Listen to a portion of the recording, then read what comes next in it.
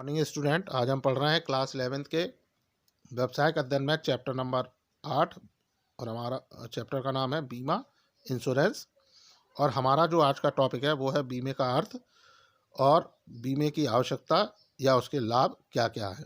तो हम स्टार्ट करते हैं। बीमा का आशय: बीमा अपने जोखिमों को अन्य लोगों या उपयुक्त एजेंसियों को निश्चित प्रीमियम का भुगतान करके हस्तांतरित करने की विधि है। इसके अंतर्गत बीमा कंपनी तथा बीमा लेने वाली संस्था या व्यक्ति के बीच एक अनुबंध होता है कि कुछ निश्चित घटना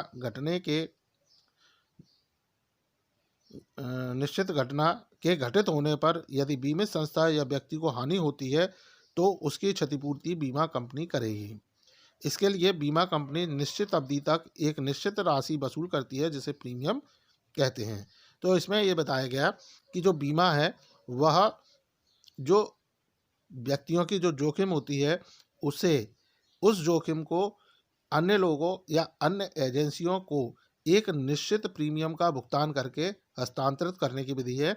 यानी अपनी जो जोखिमें हैं, व्यवसाय की जो जोखिमें हैं, उन जोखिमों को किसी बीमा एजेंसी यानी ऐसे व्यक्ति जो बीमे का काम करते हैं उनको ट्रांसफ़र करना है एक निश्चित प्रीमियम पर। इसके अंदर जो बीमा कराने वाले और बीमा करने वाले यानी जो बीमा कंपनी है और जो व्यक्ति बीमा ले रहा है उनके बीच में एक कॉन्ट्रैक्ट होता है, एक एग्रीमेंट होता है जिसमें इस बात का वर्णन होता है या उसके अंदर ये मेंशन किया जाता है कि कोई पर्टिकुलर कोई भी घटना घटती है, कोई हमारे साथ एक्सीडेंट होता है तो उस कंडीशन में जो बीमा करने वाली संस्था है यानी वह ऑर्गेनाइजेशन जो इंश्योरेंस कर रही है वह बीमा कराने वाले व्यक्ति को एक निश्चित राशि क्षतिपूर्ति के रूप में प्रदान करेगी।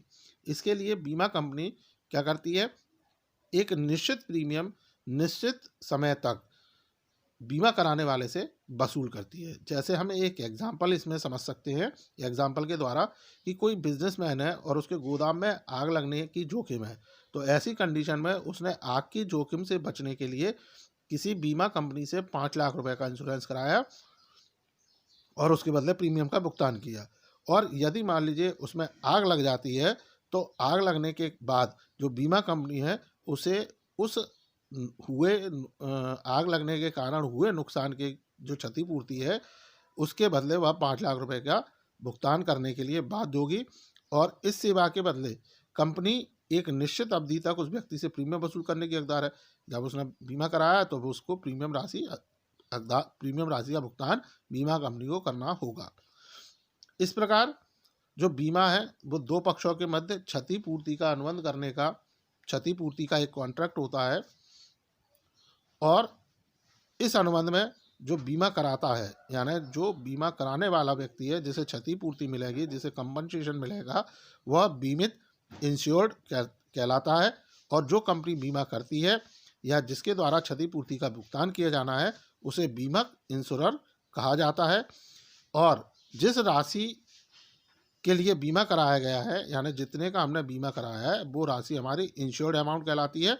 और इसके बदले जो भी प्रीमियम बीमित द्वारा बीमक को यानी इंश्योर्ड द्वारा इंश्योरर को जो अमाउंट पे किया जा रहा है कंपनसेशन प्राप्त करने के लिए वह प्रीमियम कहलाता है।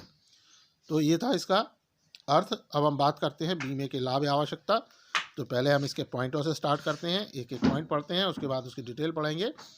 तो पहला इसमें है सुरक्षा, दूसरा है जोखिम का फैलाव, तीसरा है उधार की सुविधा, चौथा है बचत को प्रोत्साहन और पांचवा है कीमतों में कमी। तो पहला पॉइंट हम इसका पढ़ते हैं, सुरक्षा। व्यवसायी आसानी से अपनी जोखिमों को बीमा कंपनियों को हस्तांतरित करके उस संपत्ति या माल के प्रति सुरक्षा की भावना महसूस करता है तथा निश्चिंत होकर और मन लगाकर अपना काम करता है। तो जैसा आप जानते हैं यदि व्यापारी या व्यवसायी या कोई भी व्यक्ति जिसके मन में अगर जोखिम का डर है, यदि किसी खतरे का डर होता है तो वह अपने व्यवसाय को, अपने कार्य को मन लगाकर नहीं कर पाता है। लेकिन जो बीमा है, बीमा कराने से हमें क्या लाभ है वही हम इसमें बताना चाह रहे हैं।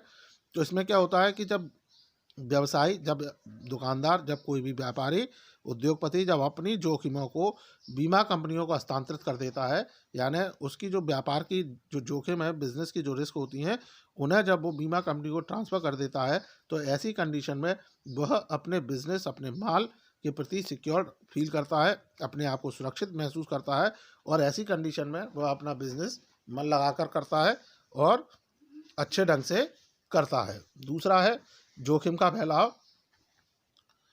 बीमित व्यक्तियों की संख्या जितनी अधिक होगी उतना ही एक व्यक्ति पर क्षतिपूर्ति का भार कम आएगा। बीमा में हानि की जोखिम का भार असंख्य लोगों में फैल जाता है। इस प्रकार यह एक परस्पर सहकारी प्रयास होता है। तो जो बीमित व्यक्ति है, यानी जो बीमा कराने वाले व्यक्तियों की संख्या जितनी अधिक होगी उतना ही एक व्यक्ति पर बीमा क्षतिपूर्ति का भार कम आएगा। यानी जो बीमा कराने वाले यदि व्यक्तियों की संख्या ज़्यादा है तो ऐसी स्थिति में जो क्षतिपूर्ति का भार है वो एक व्यक्ति पर कम पड़ेगा, यानी उसकी जो प्रीमियम की राशि है वो उसके लिए कम हो जाएगी।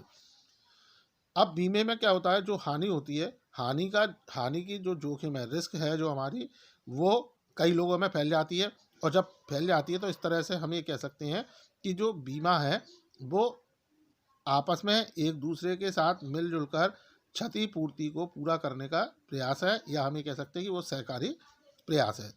अगला है उधार की सुविधा।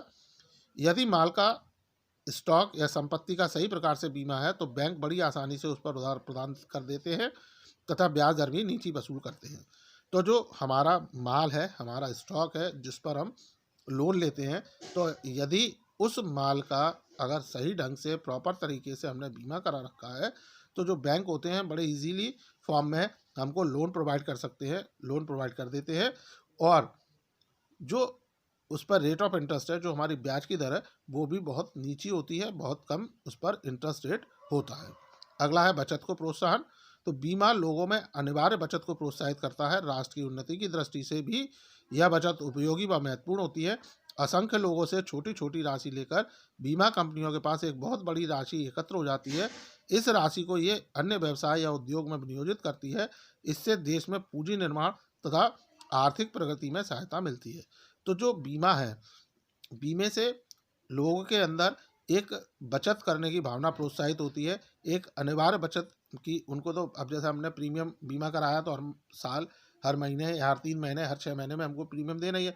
तो इससे लोगों के अंदर, जो जनता है उनके अंदर एक सेविंग को मोटिवेशन मिलता है कि नहीं, वो उनको तो बचत करनी है क्योंकि भाई प्रीमियम आ रही है तो देना है। तो ऐसी कंडीशन में बीमा कराने से या बीमे से लोगों के अंदर जो छोटी छोटी बचतें हैं, जो सेविंग्स हैं, वो मोटिवेट होती हैं, वो बढ़ती हैं। और जब सेविंग बढ़ती हैं तो वह किसी भी देश के लिए, उसकी प्रोग्रेस, किसी भी देश की प्रोग्रेस के लिए वह बहुत इम्पॉर्टेंट या बहुत उपयोगी, हेल्पफुल होती हैं। अब इसमें क्या होता है कि जो बीमा है वो कई सारे लोग कराते हैं और कई सारे लोगों से छोटी छोटी थोड़ी थोड़ी मात्रा में वो पैसा बीमा कंपनी इकट्ठी करती है और बीमा कंपनी के पास बहुत अधिक पैसा इकट्ठा हो जाता है। और बीमा कंपनी इस पैसे को किसी अन्य इंडस्ट्रीज़ में या किसी अदर इंडस्ट्रीज़ के अंदर इन्वेस्ट करती है। और जब इंडस्ट्रीज़ का डेवलपमेंट होगा तो कंट्री का डेवलपमेंट होगा ही। तो इस तरीके से जो बीमा है वो लोगों में बचत को प्रोत्साहित करती है और देश का विकास में भी अपना सहयोग प्रदान करती है। अगला है कीमत में कमी। व्यवसाय की संपत्ति का बीमा हो तथा उसे सामान्य लाभ भी प्राप्त हो तो वह वस्तुओं की नीची कीमत वसूलने को तैयार हो जाते हैं। उसे अपनी जोखिम की सुरक्षा हेतु अधिक लाभ लेने की आवश्यकता नहीं होती। बीमा के अभाव में उसे अनिश्चित हानियों से बचने के लिए अपने लाभों को बढ़ाना पड़ता है। कीमतों में कमी का लाभ उपभोक्ता को प्राप्त होता है। तो जो बिजनेसमैन होते हैं वह संपत्ति का बीमा, यानी अगर उन्होंने संपत्ति का बीमा करा रखा है तो उसे सामान्य लाभ भी प्राप्त होता है, तो वह उसमें सेटिस्फाइड होता है, यानी वह संतुष्ट होता है। और साथ ही वह अपने प्रोडक्ट की कम से कम कीमत, यानी अगर उसे कम कीमत भी मिलती है तो उसके लिए वो एग्री हो जाता है, तैयार हो जाता है, क्योंकि उसे मालूम है कि उसने अपनी जो एसेट्स है, अपनी जो संपत्तियां हैं, अपना जो माल है उसकी बीमा करा रखा है। उसे उस पर यदि कोई नुकसान होता है, क्षतिपूर्ति होती है, तो उसको वह क्षतिपूर्ति प्राप्त होगी। और ऐसी कंडीशन में यदि उसे लाभ कम होते हैं तो वह कम लाभ में भी व्यापार करने को तैयार होता है और जिसका सीधा सीधा लाभ उपभोक्ताओं को मिलता है, यानी जो वस्तुओं की कीमतें हैं वह कम हो जाती हैं और जिसके कारण उपभोक्ताओं को लाभ प्राप्त होता है। तो स्टूडेंट, ये था बीमे का अर्थ और उसके लाभ या आवश्यकता, जो आपको समझ में आए होंगे।